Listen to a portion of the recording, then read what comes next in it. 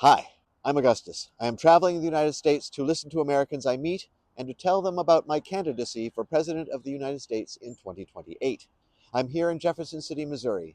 I'm standing at a Capitol that rose from the ashes of a fire over a century ago, a testament to the show me resilience of a people who don't just talk about rebuilding, they do it.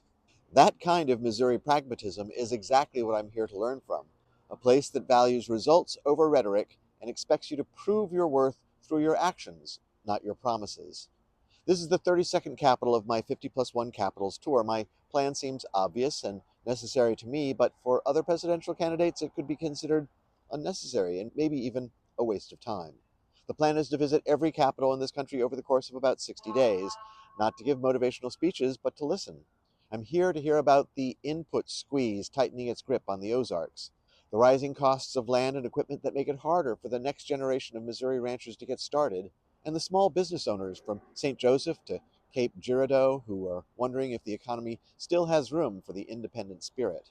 Missouri is often called the Show Me State. It's a title of healthy skepticism and common sense. But I prefer the way people here actually live. Missouri's Gateway to the West legacy isn't just a monument in St. Louis, it's the pioneering grit of a people who know that the only way forward is through hard work and looking out for your neighbor. It's the community that circles the wagons when the river rises, working until the sandbags are stacked high and the danger has passed. But lately, that social contract is being frayed by a brand of politics that treats the Midwest like a flyover soundbite, a place to visit for a rally but not to represent. While the political class is busy manufacturing outrage for the evening news, Missourians are busy manufacturing the steel, the technology, and the crops that keep this nation moving. They offer the nation static, you offer the nation substance. I'm standing here at the Missouri State Capitol. Its massive dome, modeled after St. Peter's Basilica, sits high above the Missouri River. It's a symbol of strength. But the real power of the state isn't the Carthage marble or the grand murals, it's the resolve, the belief that the welfare of the people is the highest law. This building was built by people who understood that a republic only stands if its foundation is rooted in the needs of the many, not the whims of the few. A dome that heavy only stays up if the weight is distributed evenly, and right now, the weight of this country is being shoved onto the shoulders of the working class and the independent producer, and the people at the top are wondering why the foundation is starting to crack. We've all heard the speeches about the show me state, but for a family watching their local clinic reduce its hours or the grocery bill outpace their paycheck, the government isn't showing them much besides neglect. I'm not here to tell you everything is fine because the Gateway Arch is still standing. I'm here because I know that getting by isn't a future, it's a holding pattern. To lead Missouri, you have to be able to look a worker in the eye and admit that when the margins for our families disappear, the whole nation loses its balance. To be the leader of the whole country, you have to actually know the whole country. You have to marvel at the Great Lakes, admire the views along the Pacific Coast Highway, cross the mighty Missouri River, which carves the very path of the state's history, and visit the Smoky Mountains. You cannot lead a people you do not know, and you cannot know the people from inside a high flying jet, a speeding motorcade, or a gilded office in DC.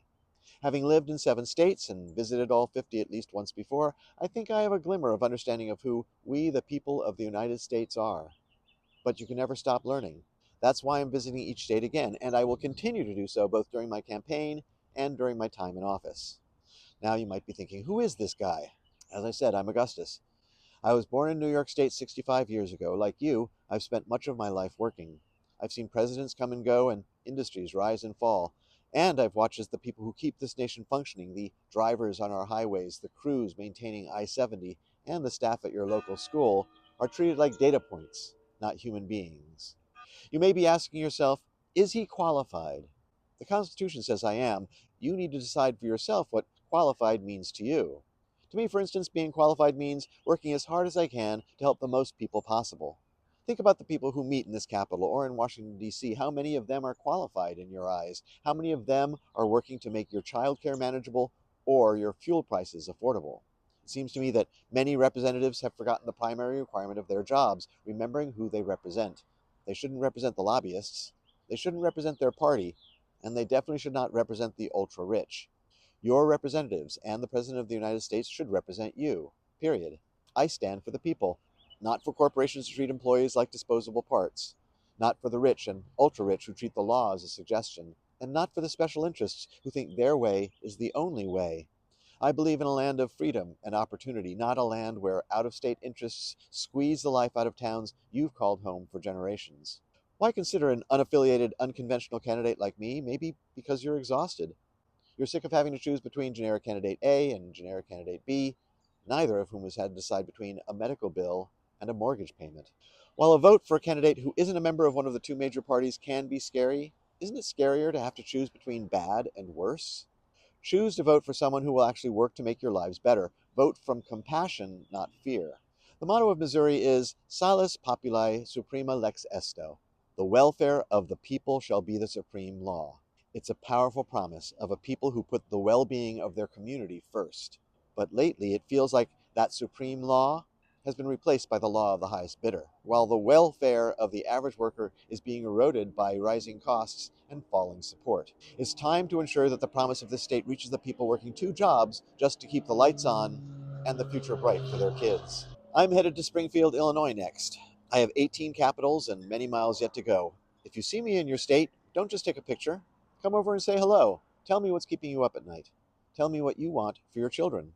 I'm Augustus, and I'm here to listen. I'll see you in the state where you live.